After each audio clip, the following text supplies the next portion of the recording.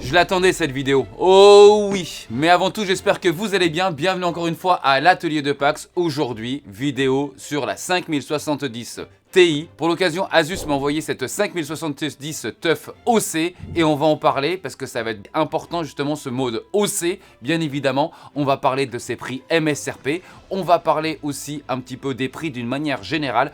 On va parler aussi l'arnaque des cartes MSRP.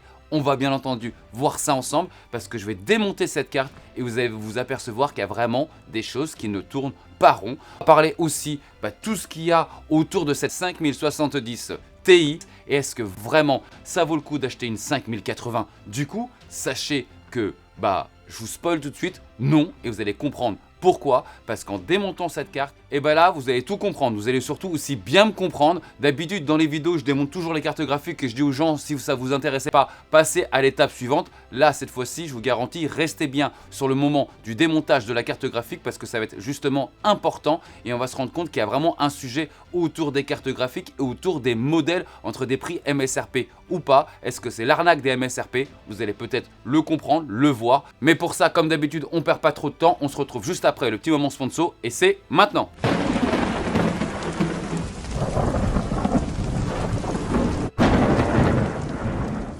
Cette vidéo est sponsorisée par GVG Mall et ils soutiennent déjà la chaîne depuis 2022. Ils m'ont soutenu dans énormément de projets, même dans lesquels on a pu offrir des PC à la communauté. Mais avant tout, qui est GVG Mall? GVG Mall est un site internet dans lequel vous pouvez acheter par exemple des clés de licence de Windows ou d'activation de pack Office. Je vous encourage à aller visiter le site car il y a d'autres clés de licence de d'autres softs et aussi de jeux vidéo. Et pour cela d'ailleurs la chaîne a un code promo de 30% pour vous. Et pour ce faire, vous choisissez votre clé de licence que vous mettez dans le panier. Une fois dans le panier, vous allez mettre le code promo PAX et le prix de la clé de licence va descendre à 13 €. Une fois que c'est fait, vous validez. Vous allez choisir votre moyen de paiement. Par exemple PayPal, le plus simple, mais vous pouvez choisir d'autres moyens de paiement. Et de là, vous allez à l'User Center afin de récupérer votre clé Windows. Vous faites un copier-coller, vous allez dans les paramètres d'activation de votre Windows, vous n'avez plus qu'à le coller et à le valider. Si vous avez quelques difficultés sur ces étapes-là, sachez que sur le site internet, il y a un chat qui est disponible 7 jours sur 7, 24 heures sur 24. Voilà, surtout n'oubliez pas le petit code promo PAC, ça fait toujours quelques économies dans la poche. Merci. Ok, nous voilà, on passe tout de suite la seconde, on perd pas trop de temps, je vais démonter la carte, c'est maintenant.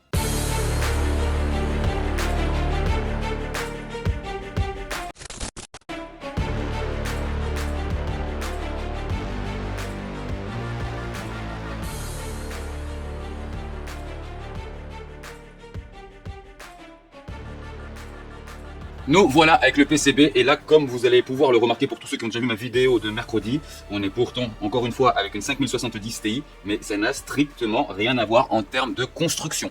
Je vous mets quelques petites images à côté et surtout vous allez pouvoir la dimension entre les deux, vous allez vous rendre compte que déjà c'est pas du tout le même objet. Et c'est pas du tout les mêmes matériaux qui sont posés par dessus. On rappelle que normalement au prix officiel de la marque, si on ne prend pas un petit peu ce qui se passe avec les prix de folie qui en ce moment dans les magasins du fait qu'il n'y ait pas de stock, il y a une plus-value de 160 € entre ce modèle là et le modèle que j'ai pu vous présenter mercredi. Là très clairement juste sur le PCB déjà je peux comprendre. Comme vous pouvez voir déjà les MOSFET, c'est pas des MOSFET noirs, on a des vrais beaux MOSFET comme on a l'habitude avec le petit logo. On rappelle aussi qu'on avait 11 phases d'alimentation, 11 je crois de mémoire et on va en avoir 1, 2, 3, 4, 5, 6, 7, 8, 9, 10, 11, 12, 13, 14, 15, 16, 17, 18, 19. 19 phases d'alimentation, donc j'ai 8 phases d'alimentation en plus. Donc oui, comme quoi, c'est pour ça que je vous dis des fois, on peut aussi comprendre que certaines customs coûtent plus cher. Alors attention, en commentaire, ne me faites pas dire ce que je ne dis pas. Je ne dis pas d'avoir des augmentations de 30-40% bien évidemment. Là, on parle normalement théoriquement de 160 € sur un prix qui s'approche des 900 €. C'est 960 €, donc c'est 160 € plutôt qui sont justifiables. C'est-à-dire, ne serait-ce que déjà par la dimension du PCB, ne serait-ce que par la qualité. Souvenez-vous qu'on avait des MOSFET qui étaient complètement posés de travers. Et là, si vous regardez bien, j'ai vraiment une calibration et une pose qui est vraiment posée au cordon, quoi. C'est vraiment millimétré. Un PCB beaucoup plus propre. Donc on voit aussi, il l'avait aussi d'ailleurs, mais on voit donc ce petit vernis mat, comme on peut voir là. Et hier, on avait des pattes de 3 mm. Et ce que je trouvais un petit peu épais, plutôt mercredi, excusez-moi, des pattes de 3 mm. Et là, je vais le mesurer, mais je peux déjà vous dire que c'est du 1 mm. Donc c'est ça. Nous sommes sur des pattes de 1 mm, donc beaucoup plus près du moyen de refroidissement pour la VRAM. Donc c'est plutôt pas mal. Donc on aura 16 Go de VRAM par-dessus, contrairement aux 8 initiaux qu'il y avait à l'origine sur la 4070 Ti. Les 16 sont apparus avec la 4070 Ti Super. Elles sont maintenues ici. Je suis même étonné d'avoir autant de phases d'alimentation. Dites-vous bien que vous avez autant de phases d'alimentation sur ce PCB que certains modèles d'autres marques sur le modèle au-dessus, c'est-à-dire sur la 5080. Donc on va essayer de repérer, je vois ici le contrôleur d'alimentation, je vois ici deux résistances shunt qui sont à cet endroit là, est-ce que j'en ai un derrière ou pas? Peut-être bien que oui, je vois, non il n'y en a pas. Alors c'est là où on voit que vraiment ce type de connectique peut chauffer parce que, et d'ailleurs ils ne le font pas tous et ça c'est plutôt pas mal, c'est qu'ici il y a un pad de refroidissement comme vous pouvez le voir qui va être en relation avec la backplate, donc ça c'est plutôt pas mal alors que d'autres marques aussi ne le font pas. On rappelle qu'on n'est pas sur une gamme Astral, Rogue, on rappelle qu'on n'est pas sur une gamme Strix non plus, on est quand même sur une gamme qui est la gamme TUF et pourtant c'est méga propre. On va voir un petit peu maintenant aussi le moyen de refroidissement. Donc le moyen de refroidissement qu'on avait la semaine dernière, c'est un moyen de refroidissement qui va dissiper exactement la même consommation, c'est-à-dire aux alentours de 300 watts. J'avais 4 caloducs et là j'en ai 1, 2, 3, 4, 5, 6. Donc il y a 6 caloducs croisés à ce niveau-là, en dessous. Voilà. Les ailettes sont un petit peu plus épaisses, un peu plus espacées aussi. Ça reste quand même de bonne facture. Il n'y a pas de chambre à vapeur, mais comme j'ai déjà pu vous le dire, pour ce type de dissipation de 300 watts, ce n'est clairement pas nécessaire d'avoir ça. La pâte thermique, c'est exactement du même niveau qu'on a pu avoir sur la carte de mercredi. Voilà. On va voir un petit peu la backplate. La backplate aussi est de meilleure facture. On sent qu'on est plus proche d'un alliage qu'à Houdon. Il y a plus d'aluminium qu'autre chose. Je me demande même si c'est pas de l'aluminium pur. Donc ce n'est pas décaissé à la CNC. On voit que ça a été fait avec une plieuse. Donc c'est plutôt pas mal. C'est beaucoup plus propre aussi. On rappelle aussi que la taille comparée à la taille du refroidisseur que j'avais donc mercredi, l'autre il devait faire quelque chose comme ça. Donc on est sur quelque chose qui est beaucoup plus épais, beaucoup plus lourd aussi, massif. Ce qu'on pourrait voir c'est nous sommes sur du 100 mm, sur du 10 cm et sur l'ancienne, on était, et je reprends les dimensions en même temps que je vous parle, on était sur 9 cm, 90 mm. Donc il y a 10 mm de plus. Et je peux vous dire aussi, c'est qu'il y a aussi beaucoup plus d'ailettes. Alors je ne les ai pas comptées la semaine dernière, mais il y en a quand même beaucoup plus. Bon, d'une manière générale, hein, je peux vous le dire, alors ça c'est 100% plastique. Et même en plastique, c'est bizarre parce qu'on a vraiment une sensation un petit peu d'aluminium, mais non, c'est du plastique. Hein. On est quand même sur une meilleure facture, donc c'est un produit qui coûte aussi plus cher, tant mieux, heureusement, j'ai envie de vous dire, parce que si c'était pour se trouver avec les mêmes choses, pourquoi payer plus cher? Non, là on a quand même quelque chose qui est de meilleure qualité. Le moyen de refroidissement est aussi plus véloce, on a 2 caloducs supplémentaires, et vraiment sur le PCB comparé à ce... Alors je vous engage, je vous mets le petit lien là maintenant pendant que je vous parle, si vous voulez voir justement le modèle qui a été démonté la semaine dernière, enfin mercredi, voilà, je vous engage à aller le voir. Ouais, on est vraiment sur une autre qualité de fabrication, et ce qui est le plus choquant aussi, ça va être justement la taille de ce PCB qui est quand même relativement beaucoup plus grand. Voilà, c'est incomparable. Voilà. On perd pas de temps, on enchaîne tout de suite avec les benches. Je vous ai mis 4 cartes supplémentaires que j'avais déjà la semaine dernière, mais je vous ai pas mis la semaine dernière pour pouvoir justement dispatcher mes benches sur 2 vidéos. Et c'est maintenant.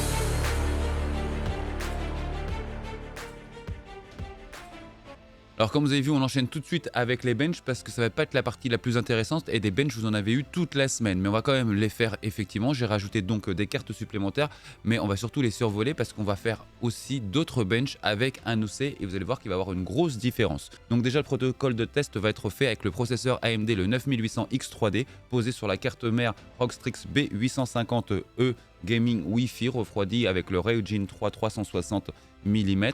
Avec 48 Go de DDR5 à 8000, un NVMe de 1 Tera avec une alimentation 2000 watts. Alors on commence avec Indiana Jones et en 1080p par rapport à une 5080 on a moins 7%, j'ai même moins 8% comparé à une 4080, c'est très proche et comme vous pouvez le voir, mais de toute façon c'est pas une carte qui est vraiment recommandable pour pouvoir faire de la 1080p, vous allez pouvoir vous en rendre compte. En 1440p j'ai moins 5 et c'est en 4K que les choses commencent à changer, j'ai plus 4% avec une 4080 et moins 6% comparé à une 5080. Je vous laisse mettre pause bien évidemment par rapport aux cartes qui vous intéressent. Et là maintenant on va passer en mode diapo. Donc voilà les modes diapo, je vous laisserai mettre pause bien effectivement. Donc il y aura Ghost of Tsushima, il va y avoir Hotguard Legacy, Star Wars Outlaw, Alan Wake, ce sera toujours les jeux de toute façon que j'ai pu essayer en début de semaine. Et on aura une autre série avec Cyberpunk 2077, Horizon Forbidden West, God of War et Warhammer 4000. Allons maintenant dans la moyenne des jeux. Donc la moyenne des jeux, on peut s'apercevoir par rapport à sa concurrente actuelle, par rapport à la date d'aujourd'hui, la 7900 XTX, 1% de décalage donc en faveur de la 5070 Ti en 1080p. Ensuite, on a 0% et 0% en 4K pour les deux. Comparé à une 4080, j'ai moins 2% en 1080p. Comme j'ai pu vous le dire tout à l'heure, c'est pas vraiment une carte qui est vraiment conseillée pour faire de la 1080p du coup. Plus 1% en 1440p et plus 1% aussi en 4K. Maintenant, ce qui va être plutôt intéressant, ça va être la 5080, moins 8 en 1080p, moins 10 en 1440p et moins 12 en 4K. Alors j'ai quand même voulu comparer la moyenne de mes jeux comparé justement à la 5070 Ti MSRP. Il y a eu effectivement une petite différence, pas hyper flagrant.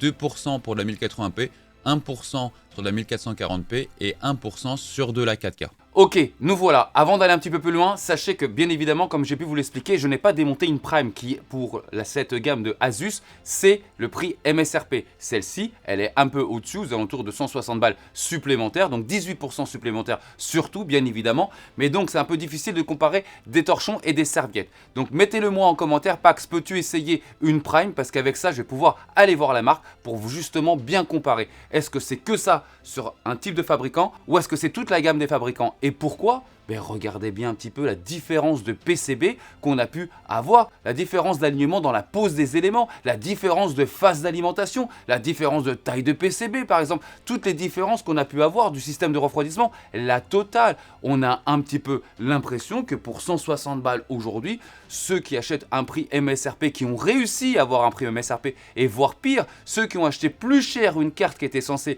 avoir un prix MSRP pour se retrouver avec un PCB qui est complètement de moindre facture avec ce qu'on a pu avoir aujourd'hui. Pour tous ceux qui veulent aller encore plus loin dans la démonstration, j'ai besoin de vos commentaires, savoir si ça vous intéresse ou pas que je démonte une Prime. Comme ça, on va pouvoir comparer des oranges avec des oranges. En attendant, on a pu se rendre compte d'une chose, c'est que, alors certes, c'est deux 5070 Ti, certes, mais ce ne sont pas du tout les mêmes. Et on va en parler d'ailleurs en overclocking. Parce que là, vous allez vous comprendre qu'il va y avoir une énorme différence en overclocking. Forcément, ça va se justifier par la qualité des matériaux qui sont à l'intérieur, par la qualité des MOSFET qui sont à l'intérieur. Ça va s'expliquer aussi par le nombre de phases d'alimentation. Et on perd pas de temps, c'est maintenant.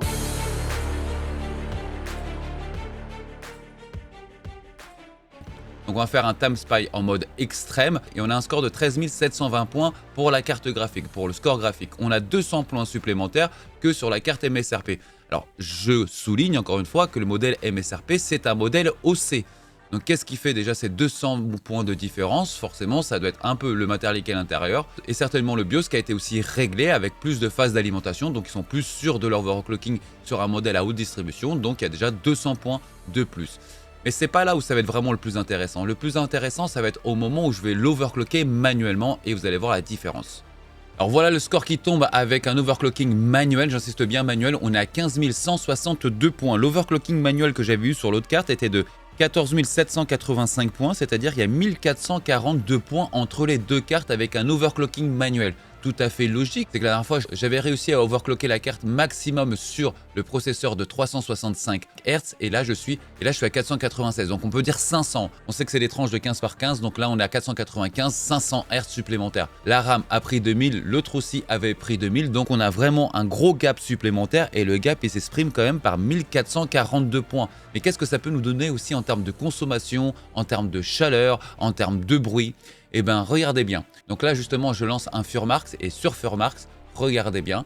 Je suis à 61 degrés sur la température du GPU, de la puce graphique, et 62 degrés sur la température de la mémoire. Et la consommation, regardez bien, 323 watts.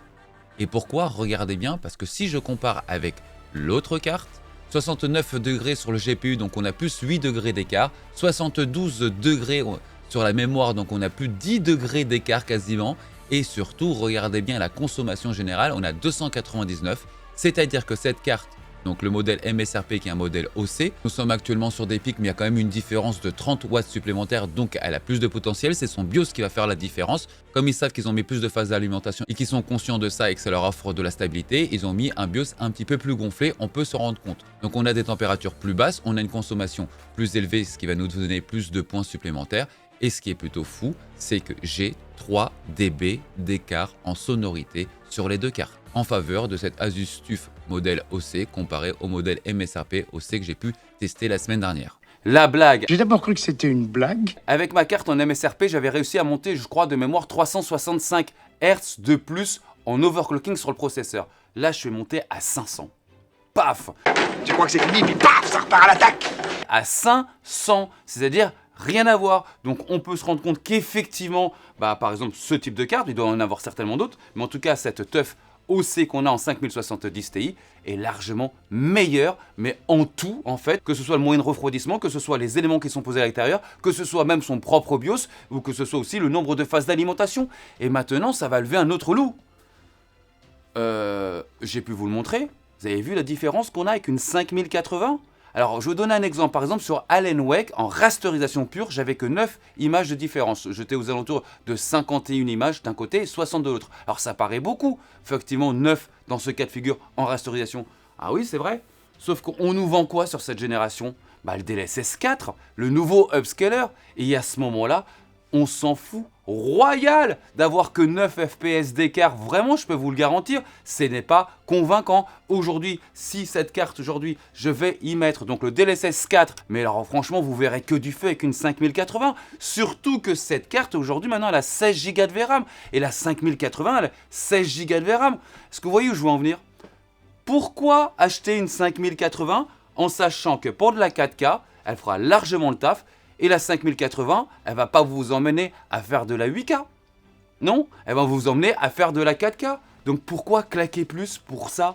Moi, par exemple, si j'ai franchement le modèle que j'ai entre les mains, donc cette Asus TUF en ce moment entre les mains, modèle OC, je n'ai plus besoin d'avoir une 580. Déjà, je vous l'avais dit avec le modèle MSRP, mais alors celle-là, c'est garanti. Si vous voulez un profil d'overclocking, parce que pour beaucoup de personnes, l'overclocking, ça a l'air, rassurez-vous, sur MSI Afterburner, il n'y a quasiment rien à faire. Je vous ai déjà fait des vidéos où je vous expliquais comment overclocker, même en faisant de l'undervolting, c'est-à-dire même en consommant moins et avoir plus d'FPS par seconde. Que ce soit le modèle 80, que ce soit le modèle 90, je n'ai jamais vu une génération qui prend autant en overclocking. Alors la VRAM, on sait que les 2000 MHz de plus, elle les prend, mais c'est surtout le processeur graphique. Alors il prend quasiment tout. Déjà, le modèle MSRP 365 MHz de plus, c'est pas rien, mais là, plus de 500, tellement proche d'une 5080. On est aux alentours de 8% d'une 5080, 8-10%. Est-ce que ça vaut le coup de payer ce prorata en plus vraiment de plus-value pour passer à un modèle supérieur? Aucunement. Mais alors la bonne question c'est, Nvidia, pourquoi? J'aurais compris que tu peux faire ça en sachant que ta 5080 était beaucoup plus véloce, alors que la 5080, on voit qu'elle est trop proche finalement d'une 4080. On s'en rend compte, on s'en est rendu compte. Ce qui nettoie un peu tout ça, ça va être un petit peu vos technologies. Mais là, la techno, celle-là, finalement. Pourquoi faire? Et maintenant, on va parler un petit peu de prix, parce que quand j'ai fait cette vidéo Day One, j'avais pas les notions de prix ce jour-là, à part les prix MSRP annoncés par Nvidia. Et encore une fois, ça a été n'importe quoi, ça a été totalement une catastrophe, des augmentations dans tous les sens. Et là, maintenant, on va avoir une petite discussion sérieuse. Déjà, pour les petits commentaires, parce que j'ai un peu tout comme commentaire forcément, et quand on ouvre une chaîne YouTube, il faut s'apprêter à avoir tout comme commentaire. Mais des commentaires comme ça, faut y aller. C'est-à-dire que dans la même vidéo, on me dit de toute façon, t'es trop un commercial pour Nvidia, et dans la même vidéo, c'est je vais arrêter de regarder tes vidéos parce qu'en fait, tu craches trop sur Nvidia. Pardon.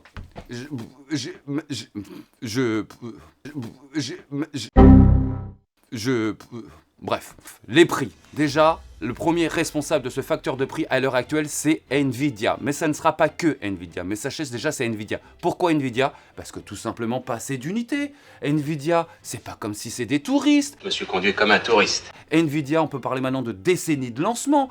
Sait qu'ils ont traversé par exemple la période du Covid avec les 3000 où c'était vraiment un monde que de scalpers qui vendaient des cartes 2 fois le prix. Ils le savent que ça fonctionne comme ça. Alors je vous ai mis un article sur internet où apparemment ils auraient eu des problèmes. Certes, peut-être qu'ils auraient eu des problèmes de fabrication. Ouais, mais apparemment ils ont eu aussi des tremblements de terre sur place et ça a été très compliqué. Certes, peut-être, mais à ce moment-là, tu fais un petit message à tout le monde. Excusez-nous par rapport peut-être à nos problèmes de fabrication, peut-être suite à ce tremblement de terre. On va décaler un petit peu le lancement afin que vous ne vous retrouviez pas dans la situation que vous êtes maintenant et la situation qu'on a vécue avec les 3000.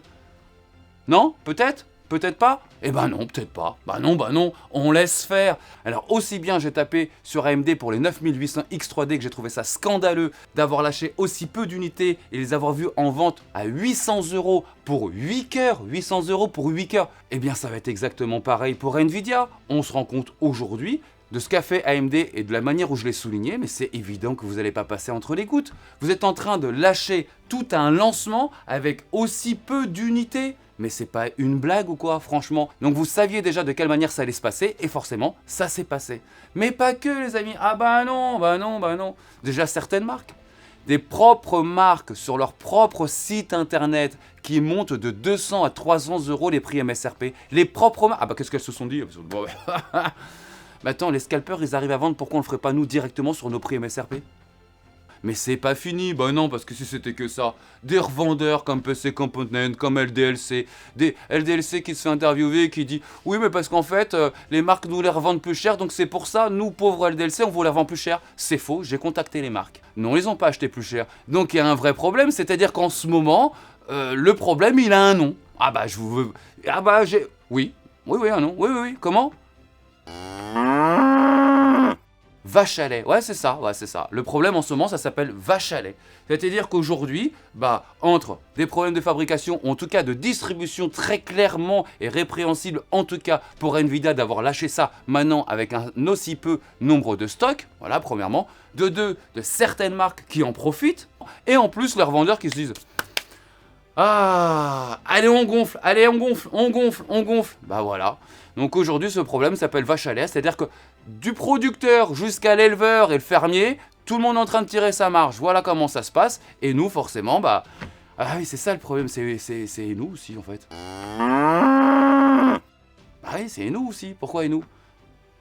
Mais ça se vend! Dès qu'il y a un lancement, quelques jours après, quelques heures après, suivant le modèle, il n'y a plus rien! Mais c'est quand même ça qui est fabuleux. Alors attention, bien évidemment, ceux qui ont les moyens, parce qu'il y a des gens qui ont fortement les moyens, ceux qui ont les moyens de ne pas réfléchir quand ils en font un achat, bah mec, profite, hein, franchement, bonheur à toi, si t'as cette chance-là, profite. Mais les autres consommateurs, bah ils achètent quand même!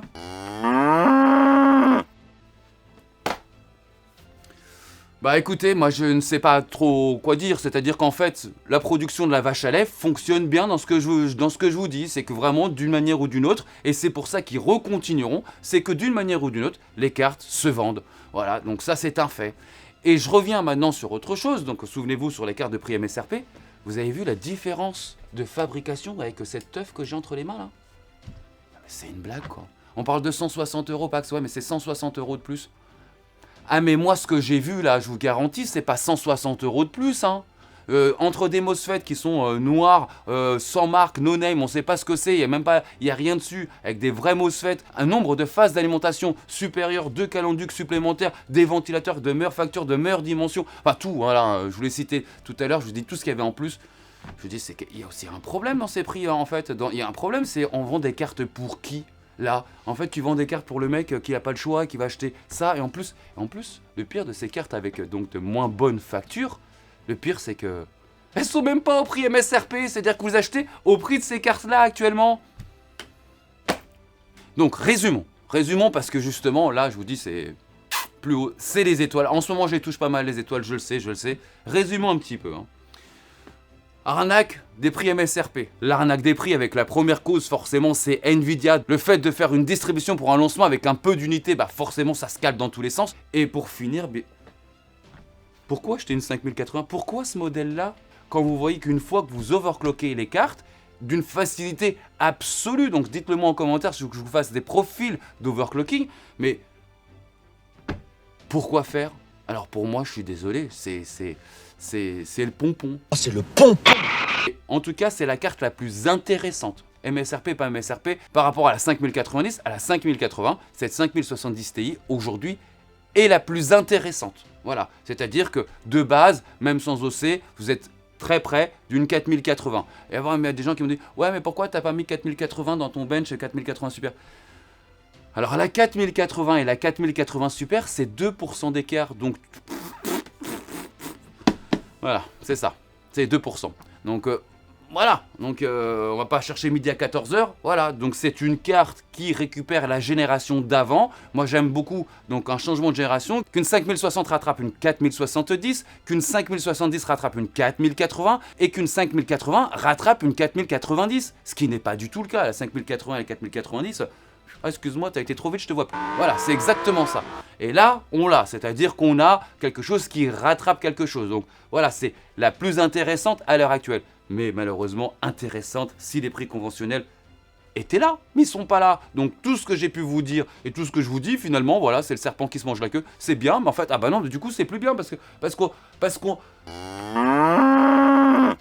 C'est comme ça. J'espère que cette vidéo vous a plu. Si c'est le cas, un petit abonnement, un petit pouce, ça aide toujours la chaîne à performer à travers le temps. A plus la team, bisous.